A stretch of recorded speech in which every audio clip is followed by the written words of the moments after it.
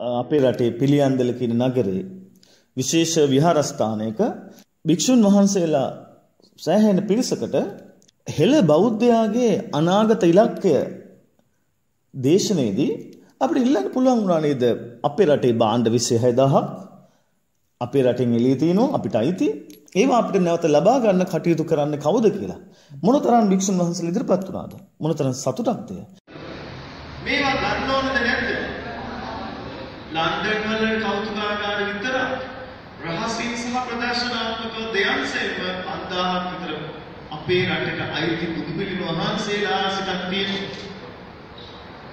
එතකොට අපිට මොකද හිතෙන්නේ? අපේ රටේ වටිනාම දේවල් ඔක්කොම එළියට ගිහිල්ලා නේද? අපි නැවත ඒක එකතු කරගන්න ඕනේ. කවුද මේකට ඉදිරිපත් වෙන්නේ?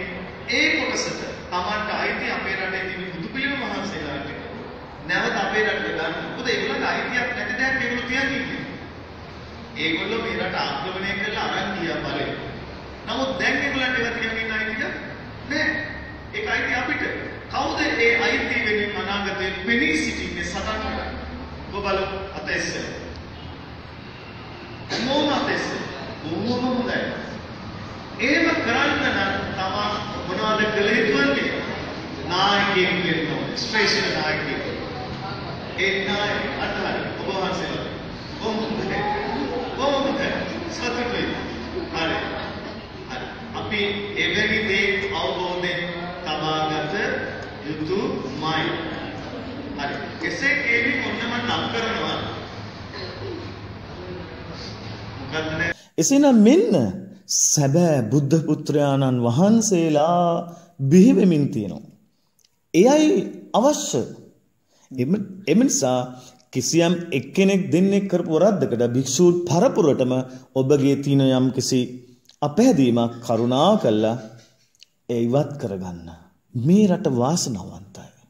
මේ රට දිනනවා අපි කොරෝනා නෙමෙයි ඊට එහා දෙයක් ආවත් අපි දිනනවා. හේතුව තමයි ඔබ මේ සම්‍යක් දෘෂ්ටිය මේ අවබෝධය නිවැරදි අවබෝධය ලැබුවොත් ඔබේ සෑම ශෛලියක්ම අන්තර් ශෛලීයව බන්ධන ශක්තියෙන් බැඳෙනවා. එවිට ඔබෙන් ආලෝකයක් නිෂ්පාදනය වෙනවා. ඒ ආලෝකය ඔබේ මගේත් ඕනෑ මනුස්සයෙකුගේ තිබෙන චක්‍රහත අවදි වීමක් වෙනවා. ඒනුත් පහළ සිට ඉහළට අපි රතු, තැඹිලි, කහ, කොළ, නිල්, ඉන්ඩිගෝ ධම්මාදී වශයෙන් මේ ආලෝකේ පහළ වීගෙන එනකොට ඔබගේ හිස මුදුනේ ඇති දම් පැහැති නෙළුම් මල ඔබගේ විකසිත කරගත්තොත් ඔබට ඕනෑම රෝගයකින් බේරෙන්න පුළුවන්. මොකද ඔබ අවබෝධයෙන් ඉතාම ඉහළින් ඉන්නේ. අවබෝධය ඉහළ එනකොට ප්‍රතිශක්තිකරණය ඉහළට එනවා. ඔබ අවබෝධයෙන් ක්‍රියාත්මක කරන්නෙක් නම් ජාලිය මට මේ දේ කියන්නම අවශ්‍ය වෙනවා. මේ ලෝකයේ දුවන වේගයේ වැඩි ජාලිය. අනිවාර්යයෙන්ම අපේ රටේ වැඩ කරන මිනිස්සු තමන්ගේ මේ ඇවිදීමේ වේගය 50%කින් අඩු කරන්න. නැවතත් තහවුරු කළා කියනවා. ඔබ එහෙට මෙහෙට යනවා දකින්න හරි අමාරුයි තවත් මිනිස්සෙක්ට.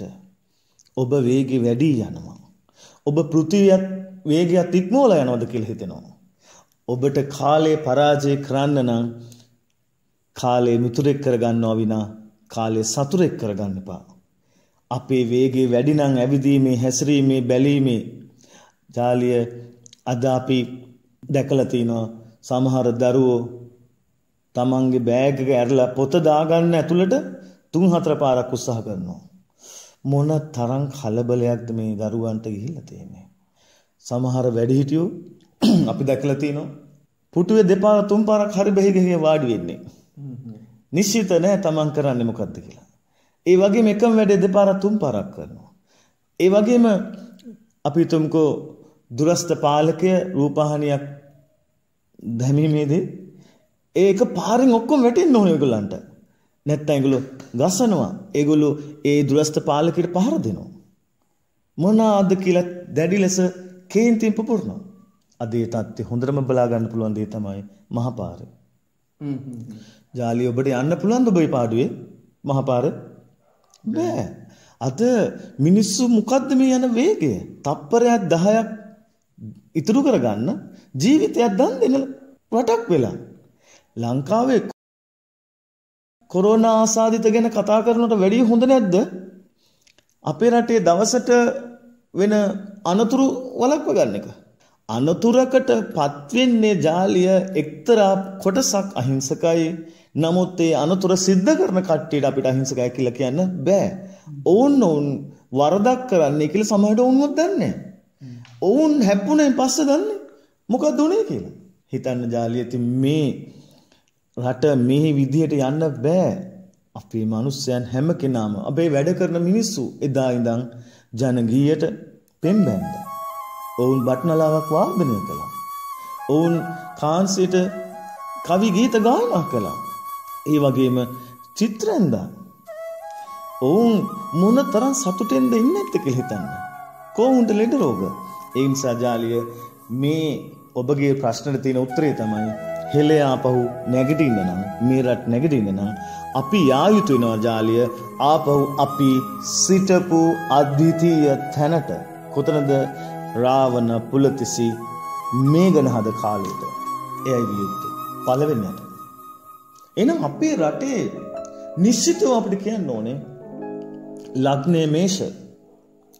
මේ අපි අතීතයටම ගිහිල්ලා බැලුවෙන් පස්සේ අපේ රට ගණනය කරලා තියෙන සියලුම ක්‍රම අලුත් අවුරුද්ද ලබන්නේ මෙහෙන්නම් ජාලිය අලුත් අවුරුද්දේ අර්ථය සිංහල අලුත් අවුරුද්දේ අර්ථය සූර්යයා මීන රාශියෙන් මේෂ රාශියට එන එක නම් ඒක නම් මේ රටේ බලපෑම මේ රටේ නැකත අපි මොකටද මේ කුම්භාරගෙන තියෙන්නේ? මොකද්ද පදනම? සම්පූර්ණ වැරදි. අතිශයින්ම බලවත් ලෙස වගකීමෙන් මේ රටේ මෙතරින් පස්සේ මේ විෂය හදාරලා ඉවර කළා කියලා හිතන් ඉන්නවනම් ඒ මිනිස්සු හැම කෙනාම දැඩි ලෙස ගන්න මේ රට නිවැරදි මාවතට වැටීගෙන එන වෙලාවේ මේ හෙළය අවදින වෙලාවේ හෙළයන්ගේ හෙළ සංකේතය එළ සංකේතය හෙළයෝ එළයන් හෙළ එළ. එහෙනම් අපේ ලග්නය එදා නාලන්දා ගෙඩිගේ මතට සූර්යයා මුදුන් වෙනකොට මේෂ රාශියට පළවෙනි අංශයකට ඇතුළු වුණාමයි අපි අවුරුද්ද සමරුවේ. එසේනම් නැවත හෙළයට කතා කරන්න බොහෝ අය රාවණා කියලා කතා කරනවා. අපි කැමති ගෞරව කරනවා. නමුත් එන්න රාවණා මාවතට බුදුරජාණන් වහන්සේ කී හිටියට බෑ. බුදුරජාණන් වහන්සේ Taman ඉදිරියෙන් ඉන්න කාටවත් තමා දිහා බලන් ඉන්නවත් දුන්නේ නැහැ. එසේනම් අපි දර්ශනයක් විය යුත්තේ. න රාවණා දර්ශනය බුද්ධ දර්ශනය. ඒ අනුගමනය කරමින් තමයි අපි අහස දින්නේ, පොළව දින්නේ, වාතය දින්නේ, මහා සාගර දින්නේ, මුළු ලෝකෙම දින්නේ. අඟහරු ග්‍රහය මත පිරමීඩ හැදුවේ, සිකුරු ග්‍රහය පාලනය නතු කරගත්තේ. චන්ද්‍රයාගේ ගොඩනැගි හැදුවේ, මහා ස්තම්භ හැදුවේ. මේ හෙළයෝ මේ බලවත් ජ්‍යොතිෂය සහ දූරදර්ශී චින්තනය පුරුදු කළා. ඒ වගේම ජාලිය මේ හෙළයන්ට තිබුණා මහා විනයක්. ඔවුන් තාමත්ම ප්‍රාණ පොරොන්දුකාරයා. ඒ කියන්නේ ජාලිය වචනයක් කිව්වොත් ඒ වචනය උත්තරීතරව රකින්නවා තමාගේ ප්‍රාණයටත් වඩා. ඒවා කැඩුවේ ජාලිය මේ ආක්‍රමණිකයෝ. ඒ වගේම දැන් මේ රටවල් වල විදේශ වලට ගිහිල්ලා ඒ සමහර අපිට නොගැලපෙන සංස්කෘතිය අරන් එන සමහර උදවිය මේවා හැලුල්ලක් කරනවා. නමුත් ඒ අය දන්නේ නැහැ ඔවුන්ගේ රටවල් වල ඔවුන් ඉන්න රටවල් වල ප්‍රධාන පුරවැසියන් අද හෙළ මාර්ගය යන්නේ. හෙළ බෞද්ධ මාර්ගය යන්නේ.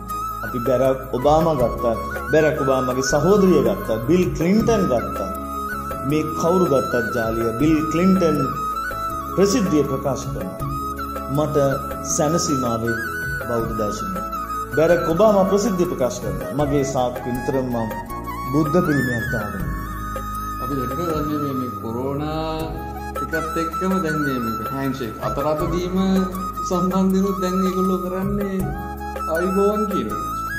අද චාල්ස් කුමරුත් ඩොනල්ඩ් ට්‍රම්ප් ඇතුළු මේ බටහිර අය අයිබෝන් කියනවා කියලා. නෑ ජාලිය අපිට කනගාටුයි කියන්න. අද ඉන්දියාව නිකුත් කරනවා විශේෂ පණිවිඩයක්.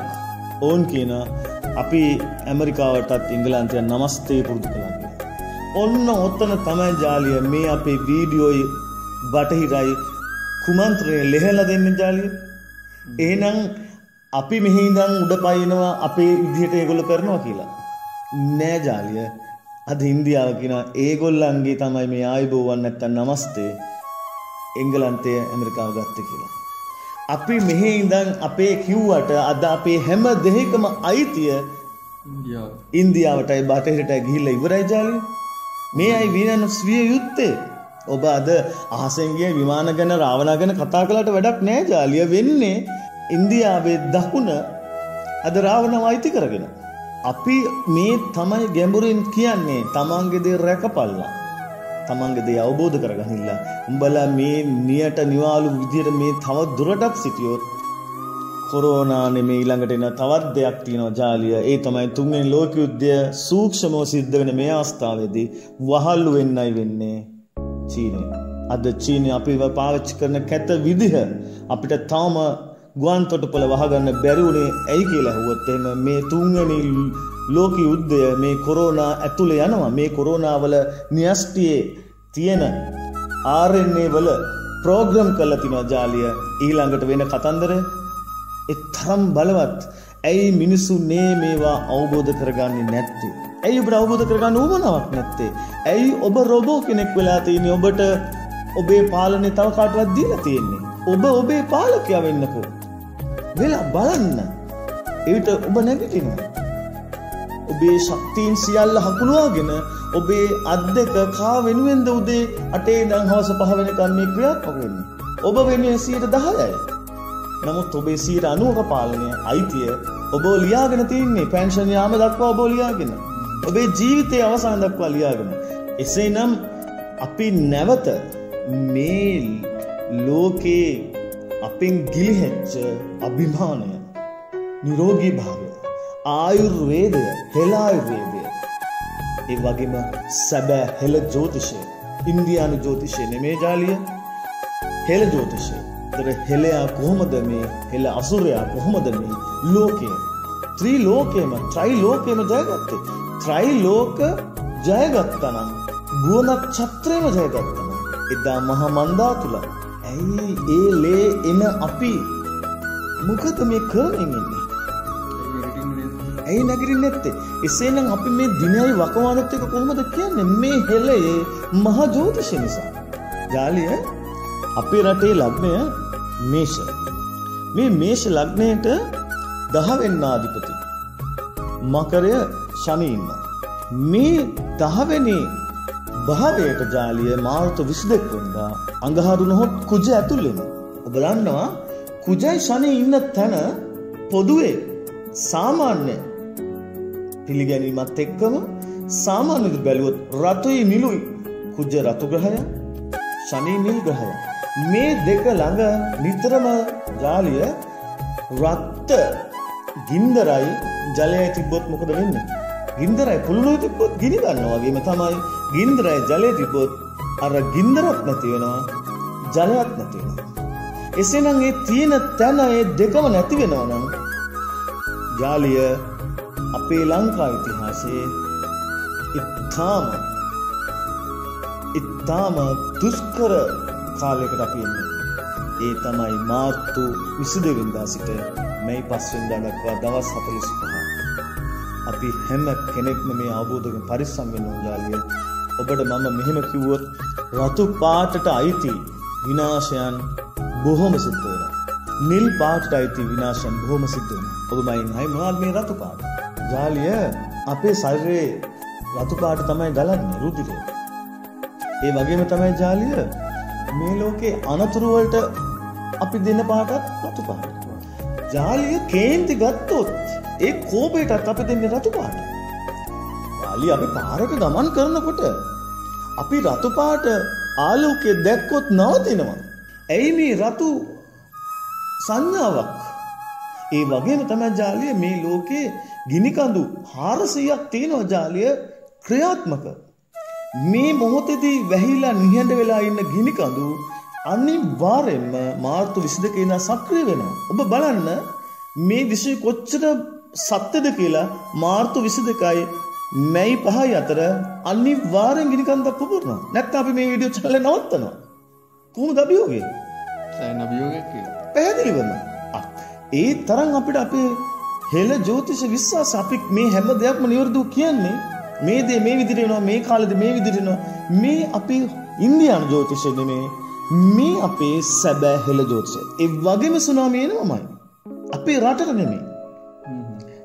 මේ ලෝක ගෝලයේ ජාලිය අනිවාර්යෙන්ම ගම් වතුර ඒ වගේම මුහුද ගැලීම. අපි මුහුද ගැලීමට අදාළව භූමිකම්පා ජාලිය. භූමිකම්පා සෑහෙන ප්‍රමාණයක් වේවි. නවත්තන්න බෑ. ඒ හේතුව තමයි මේ සිග්නල් එක. රතු පාට සිග්නල් එක. රතු පාට කෙනා දිනනවා ජාලිය මේ මොහොතේදී. ඒක තමයි තියෙන ප්‍රශ්නේ. නිලු රතු සක්නෙන් රතු දිනනවා නම් යම් කිසි විදිහකට. මොකද්ද මතුවෙන්නේ? එතකොට අපිට කොහොමද මේ තත්ත්වෙන් මේ අපේ රට දිනන්නේ? මේ ජ්‍යොතිෂය ඔයාට බැහැර කරන්න පුළුවන් දෙයක් නෙමෙයි. මේ ජ්‍යොතිෂය කියන එක පරිස්සමෙන් අවබෝධ කරගන්න ඕන. සමහර වාර නවග්‍රහ කියන්නේ මොනවද කියලා ජාලි. සමහරවිට මේ අත්තම ගත්තොත් දැන් වර්තමානයේ තියෙන තත්ත්වය අනුව යම් සුළු පිරිසකට මේ උදෙක් විහිළුවක් පමණක් වෙලා තියෙනවා. බොහෝ පිරිසකට වෙන්න පුළුවන්. ඒක එහෙම වෙච්ච එක හොඳයි ජාලිය. මොකද දන්නවද?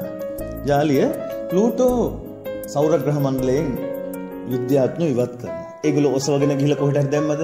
නෑ මේ කැරකෙන එකකට පොළොව උඩ ඉඳන් නම් කරනවා. ප්ලූටෝ දන්නවද යට ප්ලූටෝ කියනවා කියලා? මොන විහිළුවක්ද මේ? ජාලිය නවග්‍රහ සංකල්පය කියන්නේ රවි චන්ද්‍ර කුජ බුධ ගුරු ශුක්‍ර සනි රාහු කේතු. අඩුගාන යුරේනස් වත් නෑ, ප්ලූටෝවත් නෑ, නෙප්චූන් නෑ. මම පොඩි දෙයක් කියන්නද? මේ දැන් මේ විෂය ගරහන ගොඩක් කට්ටිය සෞරග්‍රහ මණ්ඩලය අඳින්න කිව්වොත් සූර්යයා මැද තියලා ඉඳලා කව කට්ට තියලා වටේ අඳිනවා අනිකුත් ග්‍රහයන්ගේ ගමන. ජාලිය ඔයා එංගලන්තයෙන් ওই ප්‍රශ්නේ ඒකලත් ඕක තමයි කරන්නේ. ඔය ඇමරිකාවෙන් අහන්නේ ඒකත් හොඳ. ඔයා විශ්වවිද්‍යාල ළමෙක්ගෙන් අහන්නේ. විශ්වවිද්‍යාල ළමෙක්ට 28000ක් ඉන්න ඇප්ලිකේෂන් ෆෝම් එක පුරව ගන්න බැරුව. මේ අධ්‍යාපන ක්‍රමය අපි ඒගොල්ලන්ට ආදරෙන් කියන්නේ වෙනස් කරගන්න. නැත්නම් ඔබලාට ඉදිරියේ අනිවාර්යෙන් තනක් ලැබෙන්නේ නැහැ. අනාගතේ ඔයාගේ බුද්ධියට පමණයි තන ලැබෙන්නේ. ඔයාගේ ගාව තියෙන ඩේටා වලට නෙමෙයි. ඩේටා අපේ රටේ විභාග කියන්නේ ඩේටා පුරවනවා. දත්ත පුරවනවා කියන එක හරි බොළඳ වැඩ. දත්ත විශ්ලේෂණය කරන්න ඕනේ. අපේ පිළිබඳ වීඩියෝ රසක් ඉදිරියේදී අනිවාර්යෙන් ඉදිරිපත් කරන්න සූදානම්. මේ න්‍යෂ්ටිය සමස්ත පරිමාවෙන් ලක්ෂයෙන් එකක් කියලා දැනගත්ත දවසට මේ මිනිස්සුන්ට මොකද වෙන්නේ? මොනවද ඇන්ද කියලා ලැජ්ජ හිතෙනවා. ඒ වගේම කොහෙද ජාලිය වටේ යන්නේ? මේ ඉලෙක්ට්‍රෝන එයාගේ උපකවච SPDF වෙන්න පුළුවන්, ඊටත් ඇතුළේ වෙන්න පුළුවන්. අද අපි දැනගන්න ඕනේ එදා පුලතිස ඉසිවරයා කිව්වා මේ විශ්වයේ කිසිම අංශුවක් නැහැ කියලා. තියෙන්නේ ශක්තිය කියලා. ආලෝක ධාරාවක් පමණ යම් දිනක් කඩාගෙන අපි බලන්න ඕන 10 බල ඍණ 16 දී ආලෝක වර්ෂය සම්පූර්ණ වෙනවා. අනිත් පැත්තට මොකක්ද අනිත් පැත්ත? අපිට දැන් අපේ ඇහැට පේනවා ලෝක විශ්ව තුනක්. ඒ විශ්ව තුන තමයි තමන්ගේ ඇහැට පේන දේ. එක විශ්වයක්. තමන්ගේ මේ ඇහැට පේන දේ. හැබැයි ජාලිය අපේ ඇහැට පේන්නට අපිට අවබෝධ කරගන්න බැරි අනිත් විශ්වයන් විශ්ව දෙක තමයි ජාලිය මේ නොපෙනෙන ලෝකය. ඒ වගේම තමයි ජාලිය කනගාටු වුණත් කියනවා තුන්වෙනි විශ්වය තමයි තමන්ම දැක්කේ නැත්නම් මොකද්ද වෙන්නේ? කවුද තමන්? කවුද තමන් විතරක් නෙමෙයි ජාලිය. ඇයි ඔබ මේ විශ්වයට ලෝකෙට ඇවිල්ලා තියෙන්නේ කියලා අවබෝධ කරගත්තේ නැත්නම් ඔබ ඉන්නේ කොතනද? විශේෂයෙන්ම කියන්න ඕන ජාලිය අද සමාජයේ මතයක් තියෙනවා මේ වෙනකොට කොරෝනා හැදුවොත් මැරෙනවා. ඒක මහා අපරාධයක්. ජාලිය 1,75,000 මේ වෙන විට ලෝකයේ ආසාදිත රෝගීන්. නමුත් ජාලිය 77,867ක්. අපි මේ කතා කරන මොහොතේදී රෝගීන් 77,867ක් කොරෝනා ආසාදිත දරුවන් මිනිසුන් සුව වෙලා ගෙදර ගිහිල්ලා තියෙනවා. ඇයි අපි ඒක බලන්නේ නැත්තේ, දකින්නේ නැත්තේ? ඉතින් දැන් අපි මේ දකින ක්‍රමේ හරිම වැදගත්.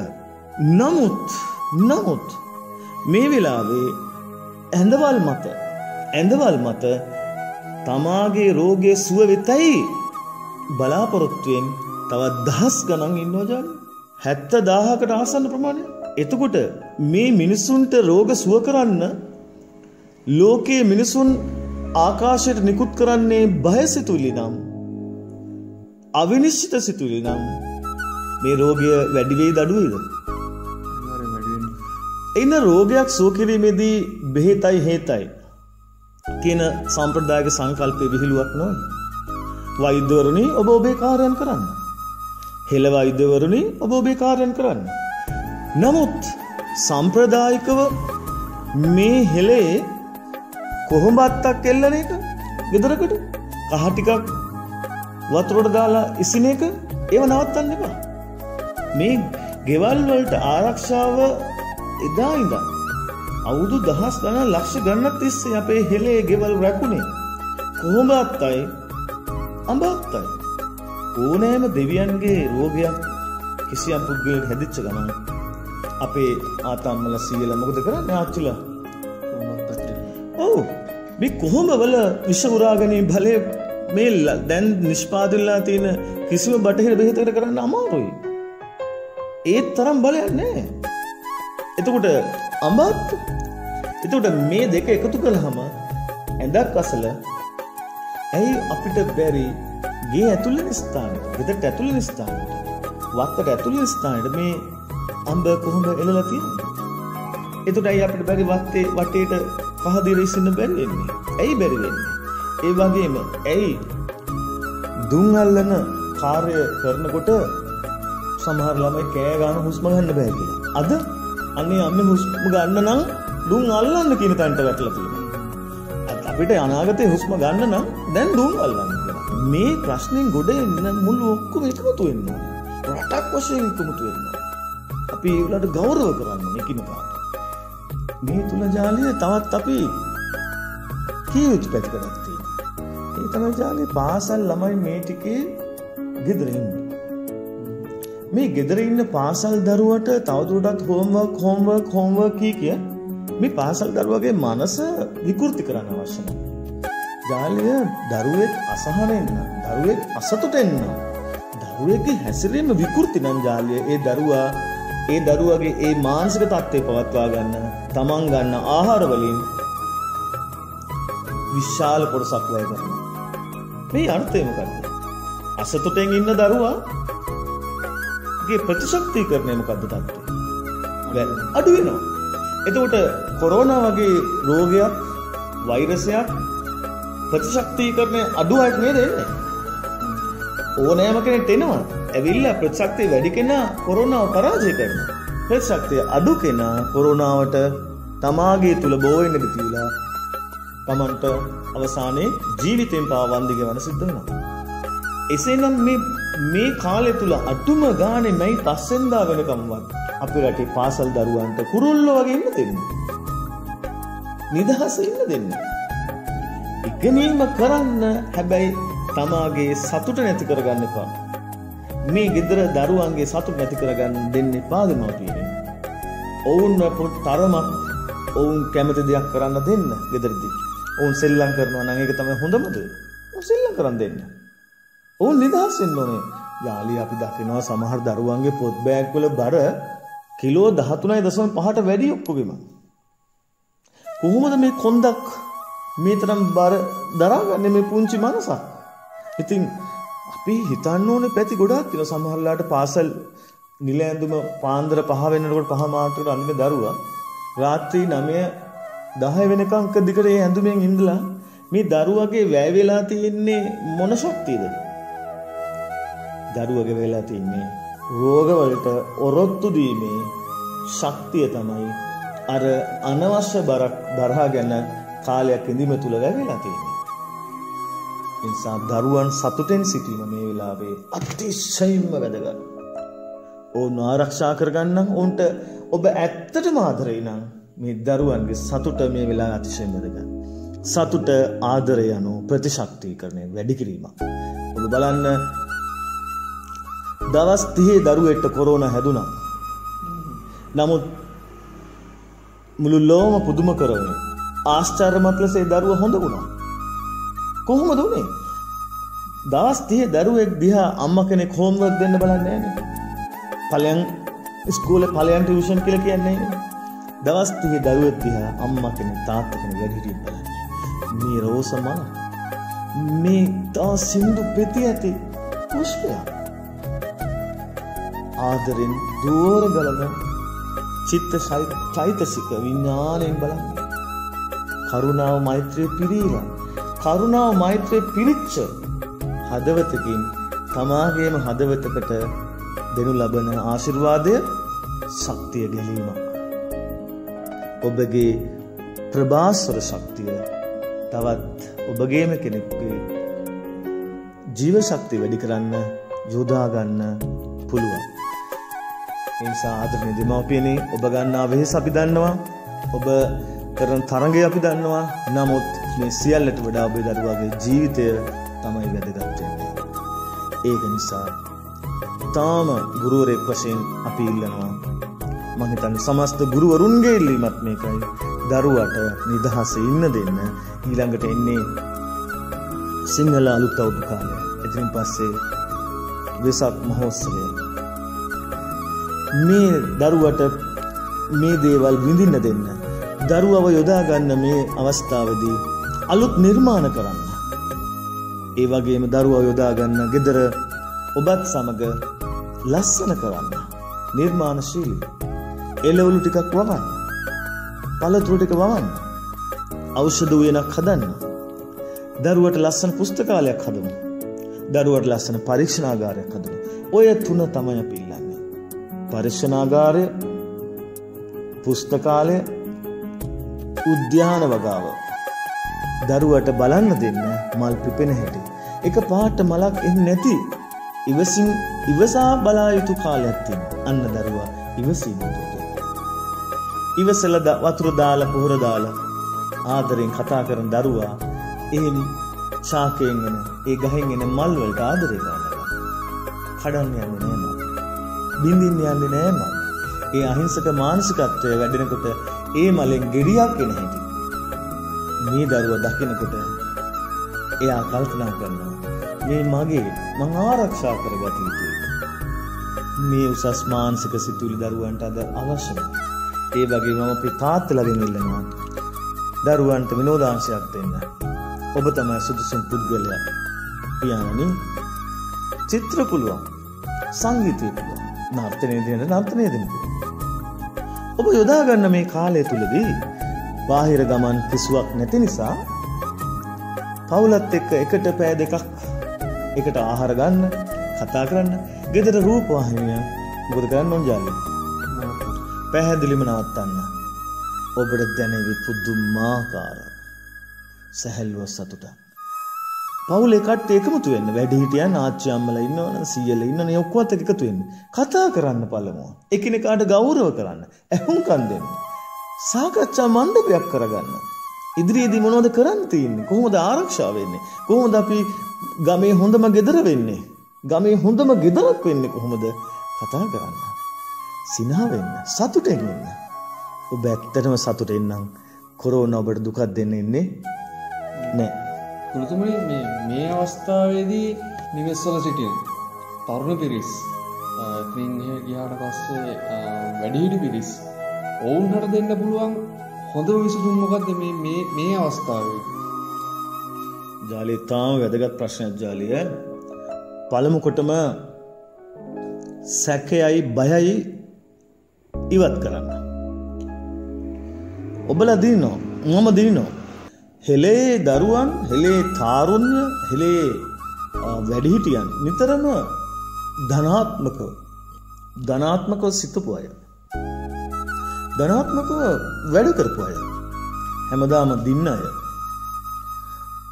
ඔබේ ආහාරය විය යුත්තේ ජයග්‍රහණයි. මේ తాවකාලික තත්ත්වයක් පමණයි. ලෝකයේ විශ්වයේ හැම දෙයක්ම මොහොතින් මොහොත වෙනස් වෙනවා. ඉතින් කොරෝනාත් එකම විදිහට තියන්නේ වෙනස් වෙනවා. ඔබ ස්වයං යෝජනාවක් ඔබට දීලා තියෙනවද? දවසින් දවස ගෙවෙන මොහොතක් ගානේ වඩා යහපත් අතරපත් වෙමින් තියෙනවා. මම සාර්ථක වෙමින් ඉන්නවා. මම මගේ ඉලක්ක කරා ගමන් කරමින් ඉන්නවා. ඔබ කැමති ආකාර ස්වයං යෝජනාවක් ඔබට කරන්න පුළුවන්. ඒ උදේටත් රාත්‍රියටත් නියමිත පරිදි, කියා යුතු පරිදි, දන්න පරිදි ඔබට විශ්වාසනීයන්තව ස්ථාවරව හොඳ ගැළපෙන හඬක් තෝරගෙන කියන්න පුළුවන්. ඒ වගේම එසේ චිත්ත තරංග ප්‍රබල ලෙස තමාගේ ශරීරයටත් වාතාලයටත් දුන් ඔබ ඉන් පසු හැසිරීමයි වැදගත් වෙන්නේ ජාලිය. අද බොහෝ ධනාත්මක පාඨමාලා රටේත් ලෝකෙත් තියෙනවා. ඒ වෙලෙට පමණයි ජාලිය. ප්‍රශ්නකදී මේ ධනාත්මක භාවය ප්‍රයෝජන ගන්න නැත්නම් ඒ අධ්‍යාපනයෙන් ඇති පළක් නැහැ. අපි ප්‍රශ්නකදී ධනාත්මක වීම තමයි වැදගත්ම දේ. අපි ප්‍රශ්නේ කටපාඩම් කරපු જાතියක් නෙවෙයි. අපි උත්තර යොදාගත්ත සැලසුම් ක්‍රියාත්මක කරපු જાතියක්. ඒ නිසා සාප කිරීම නවත්තන්න. විවේචනය නවත්තන්න. කාටවත් එයින් වැඩක් නැහැ. කාටවත් දොස් නැගීමත් නවත්තන්න. දේශය, ක්‍රෝධය, පලිගැනීම්, ක්ෂණික කෝපය මේ රත්තු පහයට කුජ ඍණාත්මක බලපාන කාලදී ඇතිවන තත්ත්වය. ආදරණීය දරුවනේ, සොහොයුරිය කරුණා කළා තමන්ව ආරක්ෂා කරගන්න. තමාව ආරක්ෂා කිරීම තුළින් ඔබ උදව් වෙනවා ගෙදර සියල්ලෝටම ජයග්‍රහණය කරන්න. ගෙදර ජයග්‍රහණය කළොත් ගම ජයග්‍රහණය කරනවා. ගම ජයග්‍රහණය කළොත් නගරය ජයග්‍රහණය කරાવી. ගමත් නගරයක් ජයග්‍රහණය කරාම ඒ සියල්ල එකතු වෙලා දිස්ත්‍රික්කය ජයග්‍රහණය කරනවා. මේ දිස්ත්‍රික්ක 25ම එකතු වුනහම පළාත් 9 රට ජයග්‍රහණය කරනවා. එක රටක් ජයග්‍රහණය කළ පෙන්නුවොත් සාමකාමීව, බලවත්ව, ක්‍රියාශීලීව, අර්ථාන්විතව ආදර්ශයෙන් පෙන්නුවොත් ජාලිය ඒ ආදර්ශය අනිත් ලෝකේ රටවල් වලට යනවා, ඔවුන් ගන්නවා. ඔබට කොරෝනා වලින් නැගිටලා පෙන්වීමේ අවස්ථාව මේ රෝගීන් නැගිටලා පෙන්වන අවස්ථාව විතරක් නෙමෙයි. ආදරණීය මේ රටේ හෙළෙන්නේ ඔබ කොරෝනා වලින් අවම හානියක් යටතේ ඔබ මේ ලෝකයේ ආදර්ශමත්ම ජාතිය වෙනවා. ඔබට බෝඩ් උස්සන් යන්න අවශ්‍ය වෙන්නේ නැහැ. ඔබට පෙළපාලි වල ගිහින් කෑ ගහ අපි 2500ක් තියෙනවා. ඒ ආදි වශයෙන් සටන් පාට අවශ්‍ය නැහැ. මෙන්න අවස්ථාව ඔබට ලැබිලා තියෙනවා. හෙළයෝ කවුද කියලා පෙන්වන්න. අද ඊශ්‍රායලයේ පෙන්නනවා. චීනයේ බොහෝ අය පෙන්නනවා. බොහෝ පළාත් පෙන්නනවා. අපි මුලින් ඉඳන්ම කිව්වා රත් ඉන්දියානුවන් මෙයින් බේරෙනවා කියලා. අද බලන්න මේ වෙනකොට කියුබාව මොන තරම් අගයක් දී හැකි මට්ටමින් බේරලා තියනවද? ඔවුන් ඉතාලියට ගිහිල්ලා ඖෂධයක් දෙනවා. එන්නතුත් දෙනවා. බලන්න බාබිඩෝස්, ට්‍රිනිඩාඩ්, ඊළඟට බර්මියුඩා, හවායි මේ කලාප පරීක්ෂා කරලා බලන්න. අවම ආසාදිත මට්ටමක් තියෙනවා. අවම ලෝකයේ අවම මට්ටම. ඒ වගේම මම තාම ගෞරවයෙන් මතක් කරනවා මේ රටේ ආදරණීය මිනිස්සුනේ භූතානයේ සම්බන්ධයෙන් විශාල අධ්‍යයනයක් කරන්න. භූතානය මේ අපේ අල්ලපු රටක්. මේ අපේ සාක්කලාපේ රටක්. බෞද්ධ රටක්. මේ හෙළ බෞද්ධ රටේ කෝ ටිබෙටය ගැන ලොකු සඳහනක් නැත්තේ ඇයි? බලන්න ටිබෙටය තුල තියෙන අසාමාන්‍ය අධ්‍යාත්මික ශක්තිය, දලයි ලාමා හරහා ලැබිලා තියෙන ආධ්‍යාත්මික ශක්තිය බලන්න. භූතානයේ බලන්න. ඒ රජතුමා, ඒ රජිනිය මේ මොහොතේ ක්‍රියාත්මක වන ආකාරය බලන්න. 70%කට ආසන්න ප්‍රමාණයක් වනාන්තර වලින් ආරක්ෂා වෙලා තියෙනවා. ජාලිය මම මේ මොහොතේ තාම බලවත් දෙයක් කියන්න ඕනේ මේ රටේ තරම් ලෝකෙටම. ඔබ අහසට ගමන් කරොත් ඔබට අහසේ ඉඳන් පෘථිවිය දිහා බැලුවොත් මේ පෘථිවිය බොහෝ වෙලාවට පේන්නේ මොන වර්ණයෙන්ද? නිල් වර්ණයෙන්. නිල් වර්ණයේ 70%යි කොළ වර්ණයේ 30ක් තියෙන්න ඕනේ. මේ දල වශයෙන් මේ සම්බන්ධතාවය අපි පවත්ව ගන්න ඕන රටක දියුණුවට. එසේනම් මේ ගොඩබිම් වල කොළ ආවරණය, හරිත ආවරණය තියෙන්න ඕනේ 70%.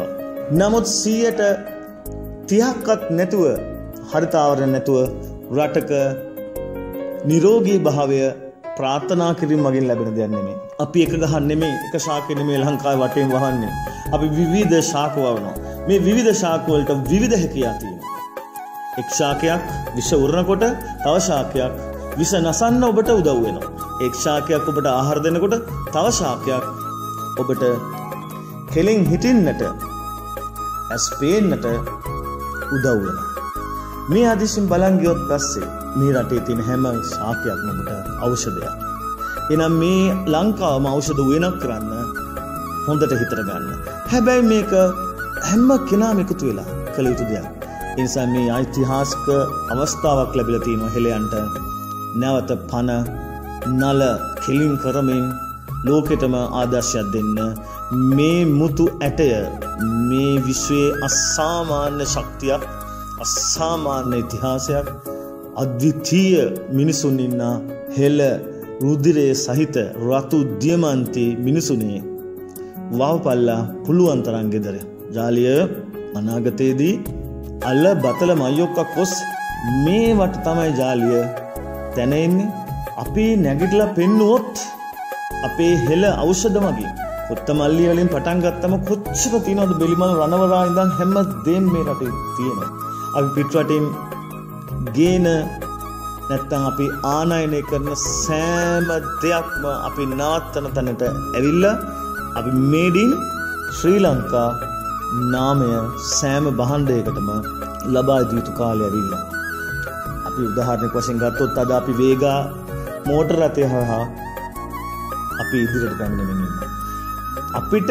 ඇල්පෙනෙත් ඉඳන් පටන් ගන්න අවශ්‍යතාවය තිබ්බදේ අපේ මිනිස්සු කොච්චර දක්ෂද උඩින්ම පටන් ගත්තා. අපි ලෝකේ හොඳම නැව හැදුවා ජපාන වෙනුවෙන්. විශාලම නැව හැදුවා. ගුවන් යාන හදන්න දන්නා ඉන්නවා.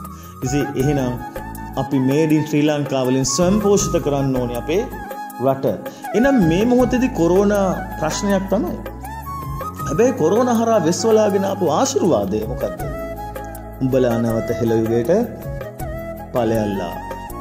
එසේනම් මේ ඔබ වටා ඉස්සෙල්ලා ගෙදරින් පටන් ගන්න.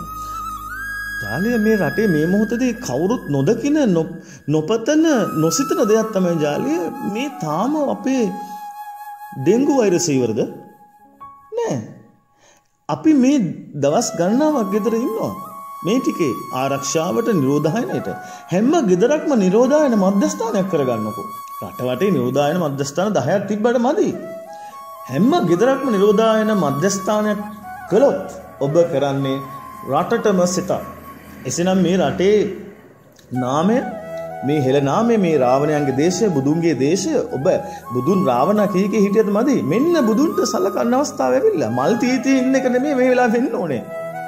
ඔබ දන්නවා තේර පුත්තාබය මහ යෝධයා දුටු ගැමුණු ජනසමත් එක්ක යුද්ධෙට ගියා. යුද්ධෙ දින්නා. අන්න ආපහු පන්සලට ගිහිල්ලා මහාන වුණා. රහත් වුණා. ඒ නිසා මේ වෙලාවේ තියෙන දේ මේ වෙලාවේ කරන්න ඕනේ. එනිසා මේ රටේ අපි සියලු දෙනාම තනිවත් පවුල් වශයෙන් ගම් වශයෙන් නගර වශයෙන් දිස්ත්‍රික් වශයෙන් පළාත් වශයෙන් වැඩ පෙන් යුතු කාලේ අපි පටන් ගමු අලුත් චැලෙන්ජ් එකක්. අපි පටන් ගමු අලුත් අභියෝගයක්. අපේ ගම තමයි හොඳම ගම සංකල්පය අපි මුහුණු පොතේ පටන් ගමු.